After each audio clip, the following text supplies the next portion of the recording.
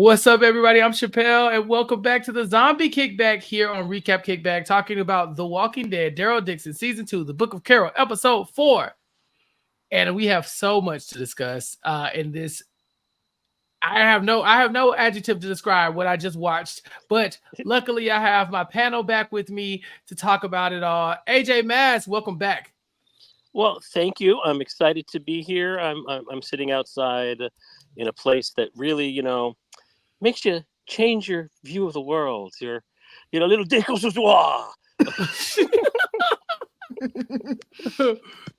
Yes, we will definitely be talking about the way the world is going to start looking through these eyes. Once you leave your normal habitat, and then I don't know, it's something about these romantic lights of Paris and France that just, I don't know, it gives you showman's vibes. Jess, welcome back.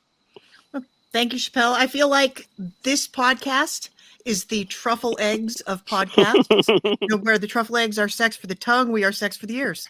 Yeah, we don't have any salt, but we got truffles here, and we have abundance.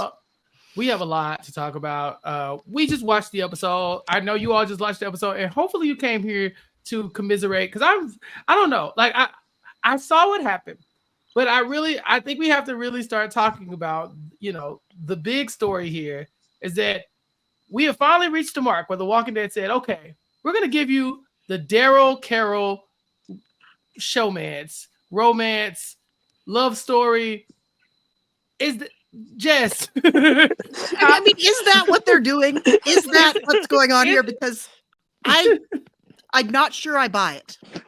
I mean, there's a ton of reasons not to buy it, but in this episode, we do see that Daryl and Carol, they reconnect, as we, assumed that they would. But we also lost our nun friend as well. And so Isabel is gone, leaving Daryl heartbroken and looking for somebody to potentially fill this void of love that he had in his heart, or help him at least raise his stepchild. AJ, Daryl and Carol is a thing.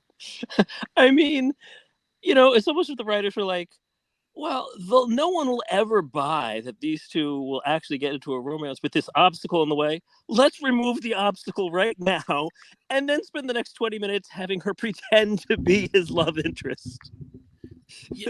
To wear it on for size. Yeah. You called it dépassant. Has you look a place that makes you see things differently. Jess, have we just been waiting on Daryl and Carol to link up in France specifically before they start looking at each other and saying, I don't know, this might work?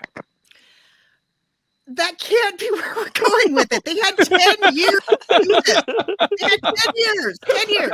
And also, I want to call attention to the fact that the first thing Carol does to guilt trip Daryl into wanting to come back to Ohio is he drops Connie's name. Yep. So are they really going to get together if Carol is still shipping Daryl and Connie? Like, hey, you had this other girlfriend. I know the one you just had just kicked it, but you got one back in Ohio too. I'm almost speechless that we really are doing this with Daryl and Carol. I put in my notes while I was watching the episode, like, we're really not going to do the Daryl Carol relationship. That's not going to be a thing. But between Daryl impressing Carol with his French, also them being in a location, him bonding over this idea, like, yeah, I gotta bring Laurent back, Carol. We have to bring him back. It feels like all of a sudden, out of the blue, they just decided, like, I don't know if y'all ever considered this, but Daryl and Carol could be a thing. And I just don't understand why they're playing in our face, AJ. That's all. I'm just confused as to why they decided to do this. 15 years into the like what are we doing? We've gone through 3 spinoffs and have not explored this. But in The Walking Dead, Daryl Dixon Season 2, The Book of Carol, we have to realistically talk about in-game relationship, Daryl and Carol. And they're sitting there, she's going like, so you really loved her, didn't you? Interesting. And how long did you know her? Very interesting. And how long have you known me? Let's put a pin in that. That's a story for another time. It feels forced. I don't like it. I feel like y'all are making me like this thing that I don't have to like. We meet this couple, Dee Dee and Theo, and they're pointing out like, oh, this chemistry, but between you and this lady, it's y'all like a married couple. It's like y'all are in a relationship. Jess, they're beating us over the head with it now. Are we supposed to be all in on the Daryl and Carol ship? They can't. I feel like I've spent 15 years like understanding the Daryl Carol dynamic as this sort of like they could have probably done something at some point, but then they got past a point where that was plausible and they know each other too well now, so it would feel like incest. And that's kind of where I'm at with it. It's like, no, you can't get together like that because you two are too close now to get together in this other way. And last episode, she's lying and saying, no, he's my brother. And they spend this episode like, yes, she's sister. So they're really laying in on that incestuous vibes kind of going on there in what they're playing. It's going to go full Star Wars. It's going to go full Lannister. Yep. Oh, well, if it means they're going to dump the kid out the window and drop him to his death, then I'm all for it. Yeah. Oh, no. Yeah. But Daryl is at the point where Laurent is all he has. We're never leaving Laurent. If anything... I'm shocked that we lost Isabel. Like, we talked about this over these last few episodes. We were like, is she coming back to America? This seems like you could explore this. No, they said, let's kill her. Let's kill her. Let's leave her child here with Daryl and then leave him saying, if only I had a partner to help me raise this child, maybe a maternal figure. Carol, you know where you can find one of those? You got anybody who can help me raise a child? I feel like they're making us believe in this relationship that it just doesn't feel earned, y'all. I know that it's been a long time, but I feel like we earned this years ago. Like years ago, there were, like Jess said, there was a time where there were the Daryl Carol shippers. Those people have all moved on. They didn't watch Fear the Walking Dead. They don't watch the show anymore. Yeah, they don't watch the show anymore. They're going to be stunned when they come back to see what we've done with this stuff. Yeah, Daryl Carol Twitter is not Rishon Twitter. No, I cannot wait to check out the social media streets and find out what people are actually thinking about the Daryl and Carol relationship, because I knew that here we would be confused and a little upset. I never imagined this to actually be a thing, but between these two characters who have the most immaculate plot armor, okay? They're never going to die. They're superhuman. No. This is the end game couple that we're going to get. The Daryl and Carol movie is probably coming soon. There's nothing we can do about it, and it will be a rom-com, AJ. Yeah, they'll be going from country to country, collecting children as they go, becoming the most romantic couple, and going one at a time, killing zombies and people with guns and pulling out darts from their bodies before the explosive effects can kick in. Like it's just absolutely preposterous how much plot armor these two have. And and all the time I'm going, they have time for this. They have time for this. There are rage zombies storming through the hallways, but not in the hallway when she encounters Daryl's love and goes to tend to her wounds. Like suddenly no one comes around. It's like, come on, at least make it a little realistic for me. No, we're past that. We're at the point of just, this is complete fan fiction. And I guess somewhere the Daryl Carol hive is they're going up, but they don't know this is happening. Like they're going to read about this tomorrow morning and be like, what? And they might come back to the show. Maybe this is some big ploy to get them to come back to the show, because the moment in the episode where I legit rolled my eyes at the idea of all of this was when Carol said, yeah, when I was younger, I used to always want to travel. And Daryl says, haven't we traveled? I said, sure, y'all have traveled. Daryl, that's not the same thing, and you know it. Why are y'all making us believe this? They're force feeding this to me, Jess, and I don't like it. Getting shanghaied onto a ship and dropped off in France is not going on vacation. It's their love story. Never stop trying to get back home to you. Never stop trying. Just got, complicated along the way. Yeah, it was very romantic. As many complaints as I have, Jess, there was like moments where it was like, if I was not a smarter person, I would fall for this. Like if I had not sat through all of the years of the Daryl Carol and all the other iterations of this show, I would have flipped for, saying basically like, yeah, I had a vibe that you were over here, so I just came. And Daryl been like, oh yeah, really? You just felt, I just felt the need to come after you. Yeah, but not in the same episode 10 minutes after his previous love interest died. That's the fan fiction-y element of it. It's like, and then Isabel died and Carol showed up. And then they realized they loved each other at the end. did she already know she loved this man before she got on the plane? I mean, it was a leap of faith. Well, she does love him because otherwise she doesn't get on a plane, but I don't think she loves him. She Again, I think it's loves him. like this, like they are so close to each other, they should never smush. Never. Like Never. ever. It's nasty. This is nasty business. So if you've been listening to this for 10 minutes, if you haven't caught on, Daryl and Carol are a thing, essentially. The show is trying to give us that they have not, like, they didn't consummate anything. They haven't kissed or anything like that, but it's very schmoopy right now. It's very much like longing glances at each other, not catching each other's eyes. Daryl's ex, as just pointed out, it's just like the body isn't even cold. Matter of fact, it exploded. She hasn't even turned yet. Yeah, well, I don't know if she will get a chance to, because people's heads just be exploding in this thing. She's dead. She's big dead. She's never coming back. This is really bad. We have moved on so quickly from Isabel and Daryl's makeshift like family that he was gonna have to now he's a single dad. He's taking care of Laurent if they can find him, and he's looking for a stepmom for his kids. I did not expect this to be the way the Daryl story ended, but here we are. I really want to talk about how we got here, though. We last left our heroes, specifically Carol, facing down the barrel of a firing squad, amongst a crowd of people who, we assumed Carol's somehow going to survive this, but not since the dumpster. Have I seen something like this? Jess,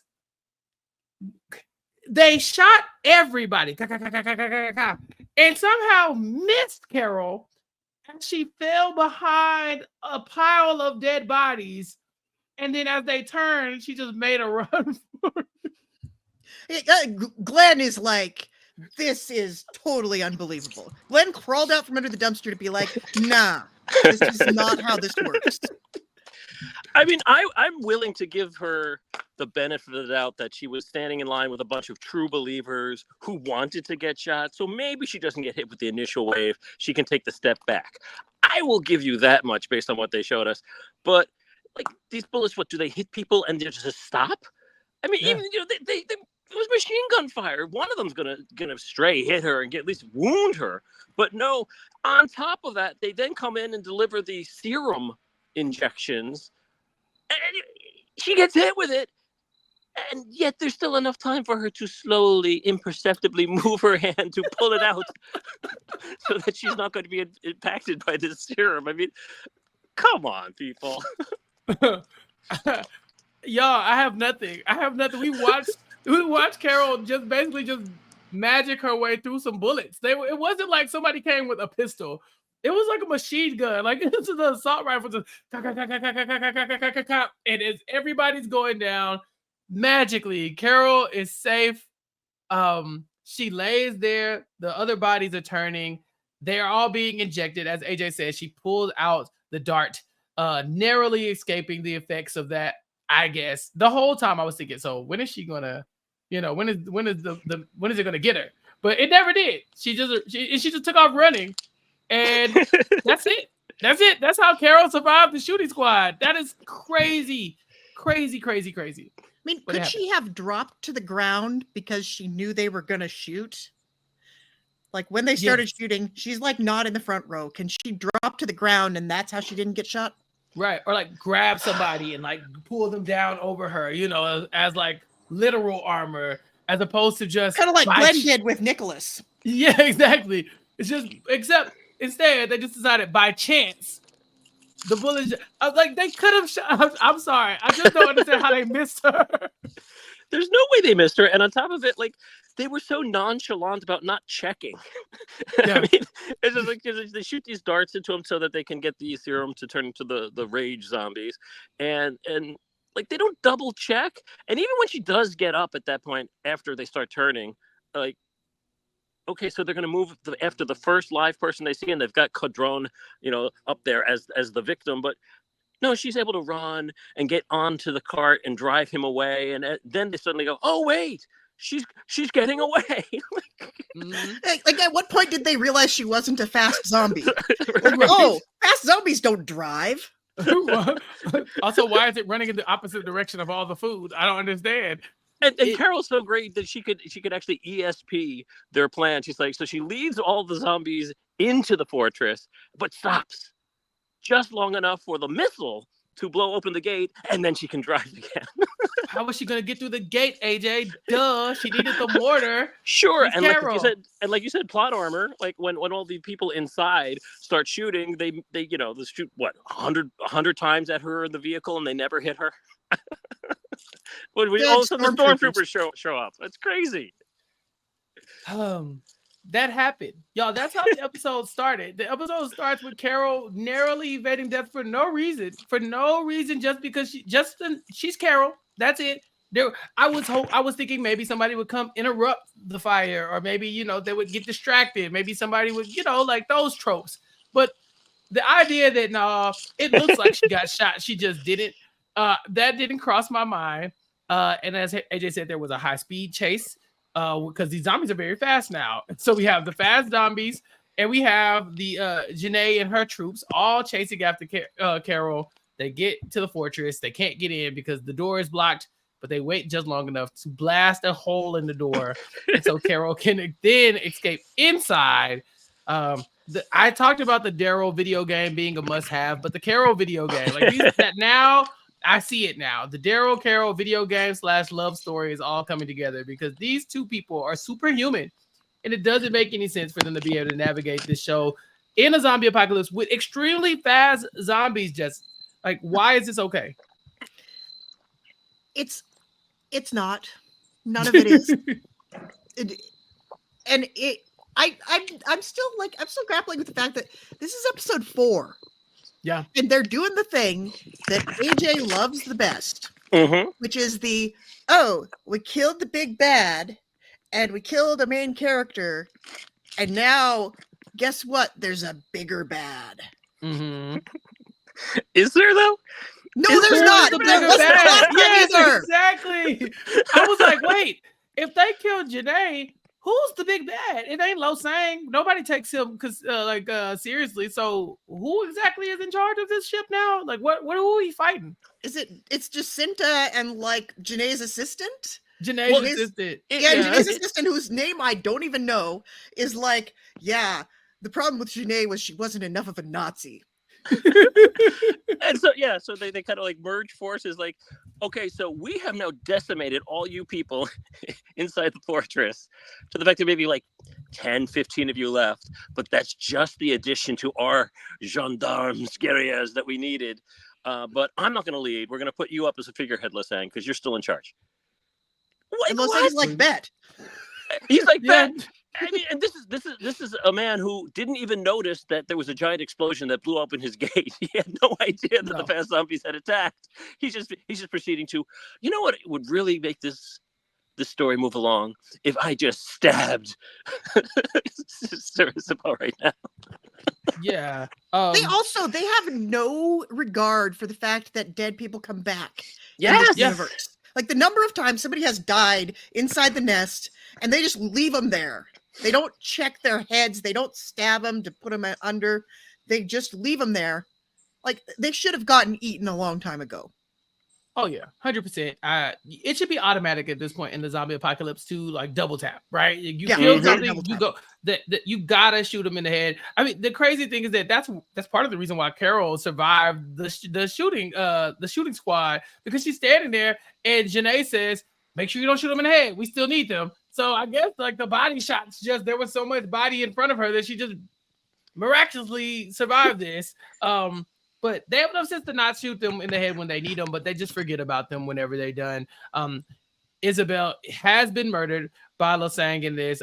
She was kind of like held hostage a little bit, and there was a conversation, and I think the conversation is kind of interesting where she's like, "Hey, you can't do this thing with Laurent. He's an innocent child. He's a human. He can die like Muhammad, like Jesus, like Buddha." I was like, okay, valid points. And Lo Sang's like, yeah, but see, that's the thing. I really thought like maybe this kid keeps getting away because God doesn't want me to do this. But then God keeps reinforcing that he actually kind of does want me to do this. Like if he wanted you to have it, why would I even be able to find the kid? Like, I don't know about this one. To the point where when Janae dies, I think that also reinforces what he's thinking. If everybody who wants to stop me from getting my hands on this kid is dying out, obviously God wants me to capture Laurent and kill him, right? And have him eaten by the zombie or something. That's religious zealots for you. They just kind of they look out at the world and they interpret whatever they want as a sign that they should do whatever they want. That's how it works. And that's why Losang is just like, he's chill about everything else, because he's like, yeah, God's gonna put me in the direction that I need to go. Yeah, it's I used to work in a casino for many years, and it is kind of like roulette table kind of belief. Whereas if you're on a roulette table and you spin red 10 times in a row, people will become running from all over the casino to get their money on that table. And half of them are like, oh, red is hot, red is hot. This is a red wheel, red, red, red all the way. And the other half are going, black is due, black is due, black, black, black all the way. And it's still a 50-50 shot. And that's kind of what Losang is doing here. Well, Janae will live or Janae will die. Either way, I win. Hooray. Or, well, he'll survive the bite or he won't survive the bite. Either way. I'll win. I still don't understand how he wins if Laurent does not survive the bite. Cannot figure it out for the life of me. Why is he putting all his chips on the table for that? Yeah. I'll tell you, I think he wants out. I think he wants it to happen so he can be like, well, now what? You know, oops, my bad. Yeah. See ya. Sorry. I guess we could just all kill each other. Like, he's running out of options here. He's running out of people. That too. People are a resource, damn it. Yeah, well, they were until he got a hold of them. This was a tough episode for Losang. But I will say this: there's some positives. I've been doing a lot. I've been very incredulous about what we just watched. But I have to say, I do like the faster walkers. I know that makes this world a lot more treacherous, but I think at this point we're so far into the zombie apocalypse, so many seasons of The Walking Dead. It makes it a little bit more interesting to me when you see the zombie just like take off running at these people. You know, what are these? The World War Z zombies that were very, very fast. Yeah. I don't know how they can do it, but I kind of want them to keep the party going with the fast zombies. It'll make stuff a little bit more interesting to me, at least. And they're hardcore. Like, yeah. You know, they just don't like grunt and shamble. They like scream at you. They are rage filled, and I got the menace a little bit better from the screaming and the rage. Well, it's also just the contrast, because we have the rage zombies chasing after them, and sure, there's still not enough of them where it's not capable for Daryl or Carol to just go one at a time. Hiya, hiya, hiya, hiya, hiya, bang bang, poop poop. So we still need the numbers to increase a little bit more to make it even more treacherous. But you have the contrast with walking through the little village with the old man in the wheelbarrow. Oh, bonjour, Monsieur le Bazaar. He was a baker. There goes the baker with his tray like always. Samantha Savory. She was a wonderful person, but now she is a zombie. But that's okay. We pay our respects. Hello. It's such a different atmosphere with those. This is what we had for like the past 10 seasons. It's just like, yeah we could defeat these zombies. Absolutely. Yeah, the running ones are a lot better to me. I don't know how long we get them, considering the person who was doing all the experimentation is now dead. We will lose Janae in this episode. Is she the one who got exploded? Yeah. Oh yeah. Yeah. That was a death. That was one of the better deaths we've seen in a while, Jess. Yeah, we didn't know what happened when you got shot with the stuff while you were alive, right? Well, unless you're Carol. Yeah, that was something I was really wondering. Fast. Yeah, and it was like, yeah, when Carol got shot with that, I think I was supposed to wonder that. I'm like, well, what happens if you do get shot with that and you're not dead? And then we got to find out, and I like that they answered that question right away.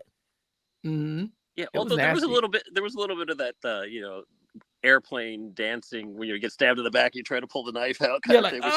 She's reaching for I gotta get. Oh, it's a good thing I was shot in the small of the back. Otherwise, I could just pull a Carol and pull it right out. Pull it right out my neck. Yeah, she got it in the right spot. Yeah. That then it was just. That was great. It was a decent death. I'm not gonna lie to you. The couple we meet in this episode, Theo and Dee, at first I liked them. I did. But Theo, what are we doing, man? What are we doing? What are we doing? Like all the French, I'm capitulating.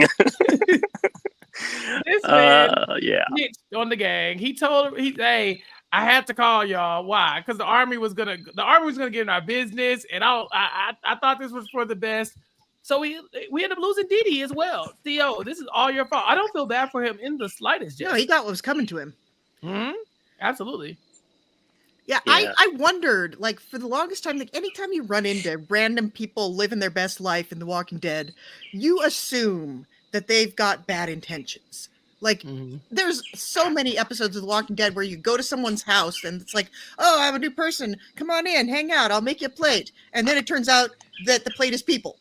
Or it's like, I want to use you in my weird art experiment. Or I want to keep you tied up in my basement and impregnate you.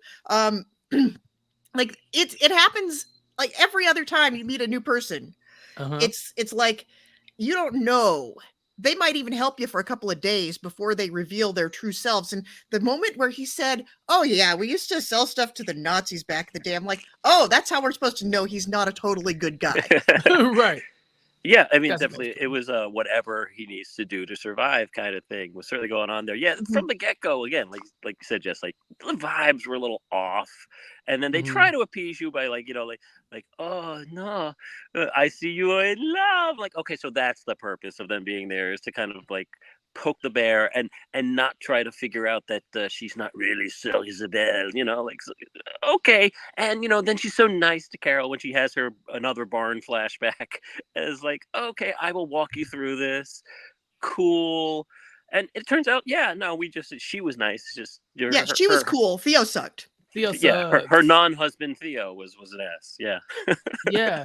And then they had the other guy too, who was like, I think he has dementia, and so he forgets everything. I felt so bad for that guy. I was like, imagine finding out every day it's a zombie apocalypse, but like finding out freshly, That's like 50 First Dates at the end, where she wakes up every morning and finds out she's married to Adam Sandler. Yeah, so this is basically the zombie apocalypse too. Yeah. So this couple, as you say, we don't keep them for long. Theo, he sucks, and we lose Dee Dee as well. But this couple served a good purpose. They were here to remind us over and over again how Daryl and Carol, they look kind of cute together, y'all. I don't know if you noticed. Anybody getting the vibe? Jess, you look like you're feeling it. Oh no, that wasn't me feeling it. That was me having a flashback to the first episode of Game of Thrones. Yeah, exactly. Whoosh. So one thing that stood out to me, and I don't really like this. I have to say it, and I'm probably in the minority on this one. But these Carol Barn flashbacks, y'all, it's been forever. I'm not to say this over it. But as many barn doors as Carol has seen in the zombie apocalypse, like every time we got to do the Sophia thing, like every time. Well, she lived in the suburbs for a really long time. Like she lived in Alexandria for a really long time, and she lived in the Kingdom. I don't know if they had barns at the Kingdom, but they didn't have them at the Commonwealth.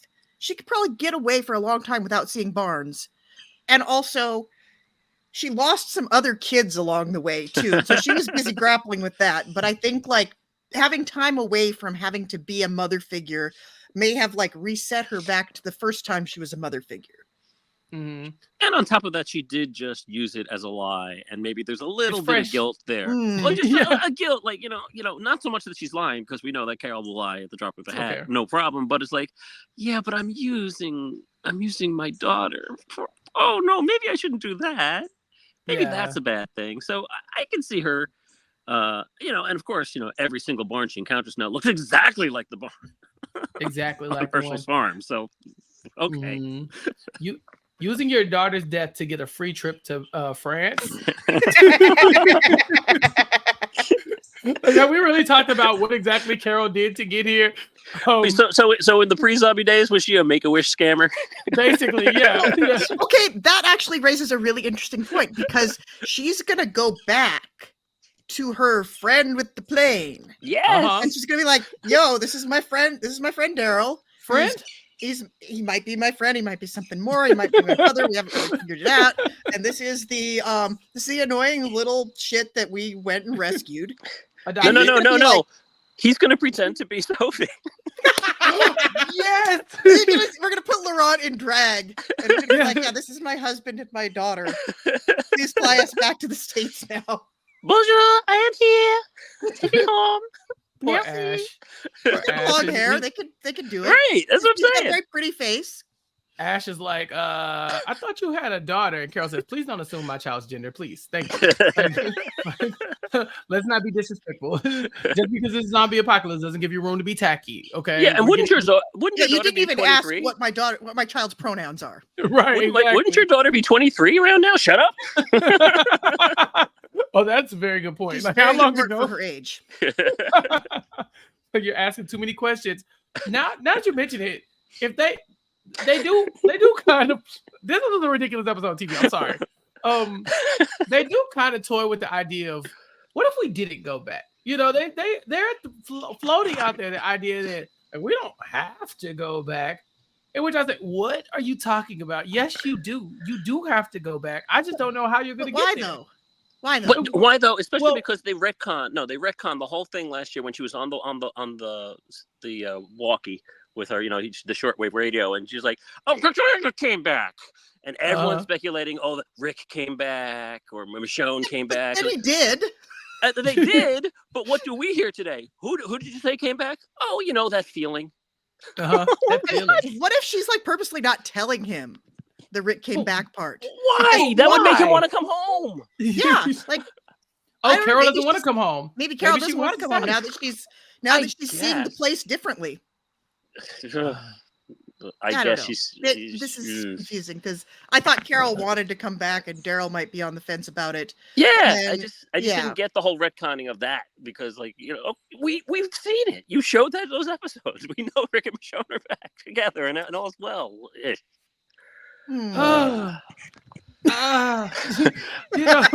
is a tough one, man. I did threw so much at us in this episode because the Daryl Carol thing really complicates things now.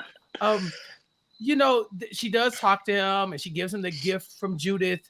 And I was like, Daryl, you already have kids that you don't take care of. Like, let's be very clear. Rick and Michonne are not raising Judith. Nobody is. They left those kids. Everybody did. They're like Michonne and Rick ran off together. Carol then flew off to France to be with Daryl. Who is in charge of the children? Who's keeping RJ? Well, I don't even know where RJ is at this point. Dear God. Let's not think about RJ, please. Yeah. Because, I don't know who. It's a real race to the bottom between Laurent and RJ. Yeah. I think you probably maybe have Aaron's single-handed daycare. Yeah. Oh. AJ. No, he's working by himself. That's by himself. Yes. So maybe Carol's maternal vibe is coming back now because she's realizing that it does feel like she's about to be a stepmom. Daryl looked her dead in the eye and said, Laurent's coming with us, right?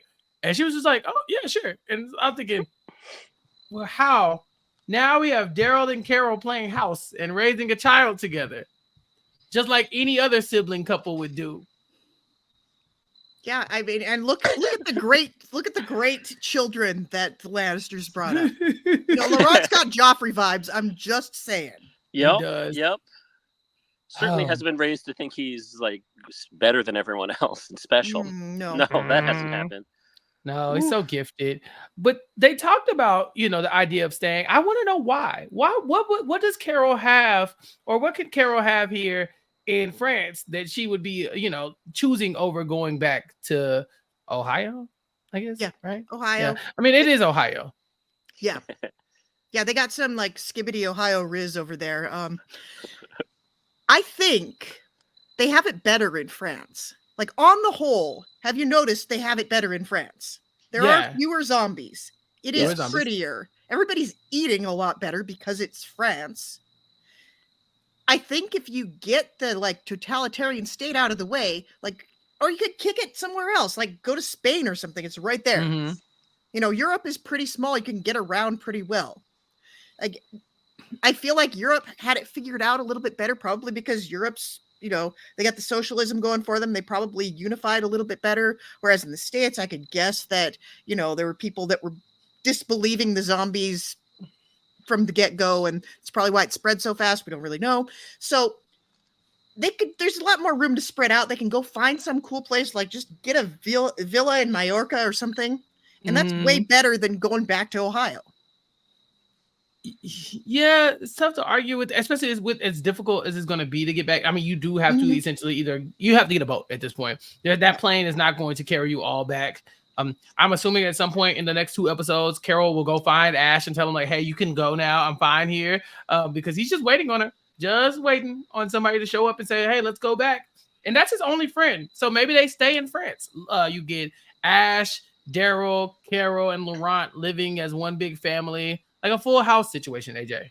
Yeah, a Falou house, because if you we got too. Falou too. Who had money on Falou being the last survivor of the gaggle of characters that we met to Definitely protect not me. Laurent? No. Yeah, I mean, you could certainly do that. I don't know. Why kill all the bad guys who we're threatening and leave us with Losang? I still don't understand why Losang is still around as an even stronger bad now that he has the one janitor's second in command. The vice janitor is now in charge. Okay, so he's Losang with guns and a little more crazy, more of a zealot. I don't know. Obviously, we got one more confrontation with this batch of people that we have to endure before we can make this decision. Let's see. Falou's probably going to get it because we're killing everybody off. So he's going to be the first casualty there. Do they have to make a run for the plane? Is it just going to be that kind of thing where like there's so many fast zombies chasing after them, they just have to make a run for the plane and take off and hope for the best and crash land somewhere else? Let's crash land somewhere else and start, a Greenland situation, but maybe it's Iceland this time, or maybe maybe they go the wrong direction. They end up in Denmark. It was just somewhere else that we just suddenly discover a new culture. Yeah, I don't know if I'd vote for Iceland in the zombie apocalypse. Like, I feel like it's kind of a forbidding place. They had some trouble, On the other hand, they were, isolated for 800 years. Whoever's still there probably has it figured out. Yeah. Don't know. But, yeah, I think, well, first they have to get Laurent. That's the first thing. They have to get Laurent. We got to find Laurent. Next episode, we find Laurent. Next episode after that, we get home or we get wherever we're going that's not home. Yeah. A pit stop where I think a pit stop where they make the final call. Do we go home or do we stay? And this is some sort of situation where they're like, this is our decision and we're going to stick with it. And whatever they choose, there's going to be a big explosion that makes them choose the other thing, because that's how The Walking Dead works. That is how The Walking Dead works. So let's take this time to speculate, because we have to. We have Daryl, we have Carol, we have Laurent. We have to either escape all of this or decide to live here. But I want to know, Jess, what would it take for you to start to accept the Daryl-Carol relationship? Like, what would it take to get you in on this romance that apparently we cannot avoid anymore? That's a good question. I think I would need someone to come to my door personally and give me a large sum of money. I'm down for that. Like, AMC, if you want to do that, like, I'm not reviewing this season for Variety, so you don't have to worry about buying my affections, but if you want to just drop off a check, then maybe I'll buy it. Failing that, if they do it and it's like hotter than Rick and Michonne doing it, I might feel some type of way about it. Yeah. They gotta listen to a response from us right now, because right now we are like, nobody wants to touch this at all. I don't think either one of those things is going to happen. I just don't know. I don't know why you would dangle this carrot in front of people, much like Carol dangling that tattoo face guy in front of those zombies. And, like, why would you do this unless you ultimately plan to have Daryl, Carol, Rick, and Michonne on the same screen in a double date situation? AJ, it just feels like that's where you're gonna have to go with this. Yeah, I guess. But no, I don't buy this. Like, that ship has sailed, and I don't even see it. I don't see the chemistry there in that way. I just don't see. If even the actors involved were showing me something where it was like they think this is a good idea and they're on it, but it's still if you want to talk to me, I'm right here. Thank you for coming. Glad you're here. Okay. And again, she just died. Just died. The fact that you're even hinting at this is just wrong. It's wrong on so many levels to do that to the fan base.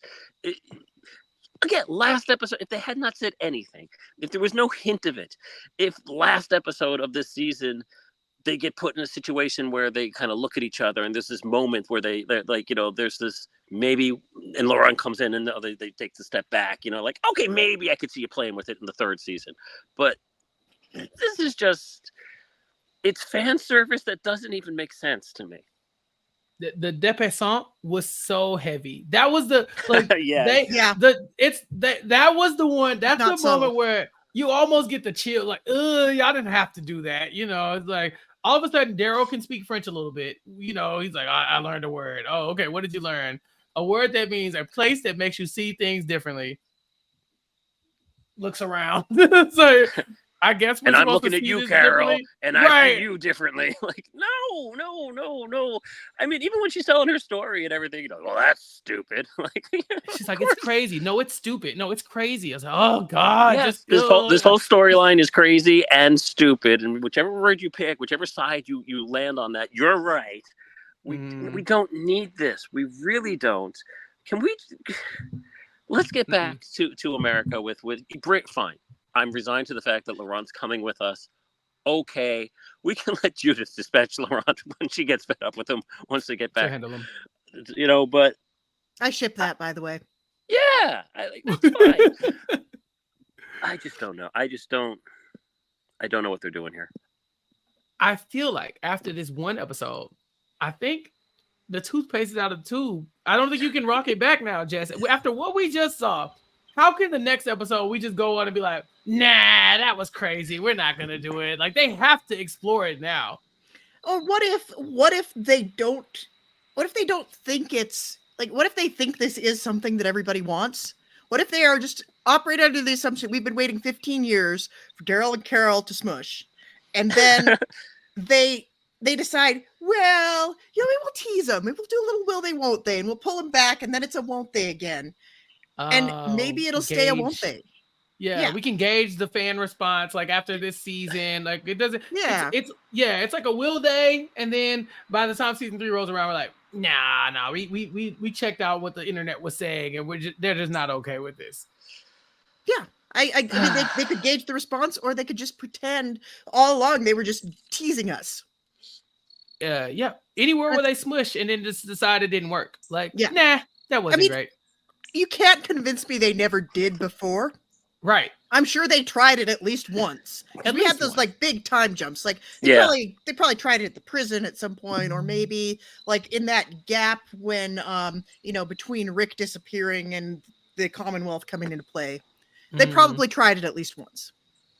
I'm just afraid that now that we've explored it, because we really did. Like, this was not subtle at all. Like, let's be very clear. If someone's about to get in the comments and be like, I didn't pick up on that part that y'all are talking about. You should have. It was what right show there, are you watching? Right. So, Mademoiselle, it is so obvious. You love each other. We spent the whole episode talking about how these two could be the couple. There is, like, this could be the end game couple. We can't walk it back. We have to talk about what's going to happen in the future when these two eventually try to date. AJ, I don't even know what this looks like anymore. I'm here for the ride. I don't want to know what it looks like. I hope if they decide to take this one step further in the finale that, it's one of the situations where they have this kiss and suddenly, there's the crack in the earth and they end up on separate sides of a giant fault line, and like, I'll meet you over there, and we have to spend all season 3 not being with each other because I don't want to see this. I enjoy both of these characters. I enjoy these characters together as friends on the road, which is what I thought the show was going to be in the first place when they pitched it. Like, oh, Daryl and Carol, touring the country or touring the world, awesome. No. Like, even that Blue Jay has a problem with it, AJ. Blue Jay is pissed. Yeah, Blue Jay's I'm telling you. You hear what he's saying? Don't do it. Or maybe they'll kiss once and then they'll back up and realize, oh, that's like kissing my sibling. I can't do that. Please. Right. Please. Or maybe Carol will find a love interest that's a little bit Carol's more... in love with Falou. Oh, you remind me of like Ezekiel. That. You remind me of Ezekiel. That would work. She falls for Falou. they bring back Daryl, and then Daryl and Connie link back up at some point or something like that. We can have it all. We can have it all. We have a blended family. Right. That we can do. Yeah. Okay. All right. We're back on track. I think this makes me feel a little bit better because this. Whoo! I was watching this thinking because y'all hadn't texted me about it, so I was thinking, am I tripping? Are we really about to do this? And then Jess was like, "Hey, did you see that explosion?" And I was like, "That's not what I'm talking about." I like the literal explosions. I don't like the figurative explosions. Yeah, I cannot wait to hear what Josh Wigler has to say about this when he gets back. Because he was too busy hanging out with the cast today, evidently.